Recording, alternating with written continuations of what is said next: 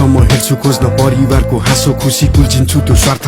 एक मात्र यो धर्म बुझी यही हो मेरो कर्म सोची किल्कीले हाँसोको खोजी तिल्तीले आँसुलाई पुछी बिहान बेलुकाको भुजा रोटी कार्यालय पूजा कोठी 2 पैसा जोगिने हो कि त्यही आशामा दौडिन्छु बेलुका समय होमिन्छु हाकिमहरूको इशारामा पुगिन्छ कि किनारमा भवसागरलाई तरेर के लेख्या छ निधारमा के भएन पढेर चाप्लुसीको संसारमा सकिँदैन लडेर मन खुसी यो व्यापारमा बेइमानीकै चल्दो रहेछ रुखमा पैसा फल्दो रहेछ इमानदारी बेच्नेको टाउकोमा अर्को टेक्नेको आफूलाई मात्र देख्नेको झुटा कुरा लेख्नेको बेसहारालाई हेप्नेको मैले त्यो सकिन कहिले समाज नै दुश्मन भो अहिले छोरा खिचखिच गर्छ जहिले हात हातमा आइफोन छ भन्नुस् के दिनु भो तपाईले